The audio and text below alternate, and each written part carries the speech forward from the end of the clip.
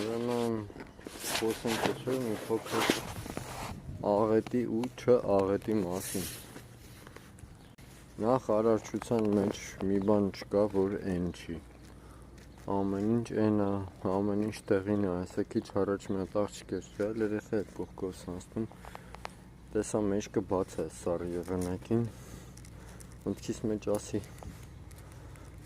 ձեր պոչկեկը կսառեն, մտքի մեջ, հա, ընդամենը անցել է 20-30 քայլ ենքում, իրա մոտ անուն էր, սառոշկա, հակա։ Հիմա ինչ եմ ուզում ասեմ, աղետ։ Աղետը շատ հետաքրքիր բան է, աղետը բացահայտում է աղետալի մարդկանց, մեր աղետալի գիտակցությունը և աղետից դուրս գալու են արարչության դետալ մարդիկ, ովքեր գիտեն, որ մարդ են, անում են, որ իրանք իրանց վրա չեն վերցնում, որ սաղ պտի գան, ինչ էր, մագդու էր, ինչ էր զետին, որ բան էին անում, աղոթում էին Ռոբինզոն Կրուզոյի մեջ։ Հիմա, ես այդ շաբաթա ես բավականին կորել եմ, իմ բլոգերական գործունեություն մի քիչ դադարել է, բայց ես հայտնաբերել եմ հանրապետական հիվանդանոցը։ Մայրս լավ չէր,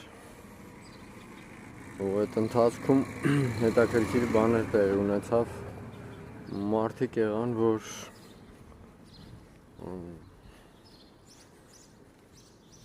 ժամանակ չկա էլի այդ ճղճիմներին անդրադառնալու, ճղճի մտածողության, մարդիկ եղան, որ իրոք սենց ուրիշ ձև էլի, մի ուրիշ ձևի մարդկային մոտեցումներ, մարդկային վերաբերմունք, հա։ Հիմա կարևոր մի հատ հետաքրքիր բան է, որ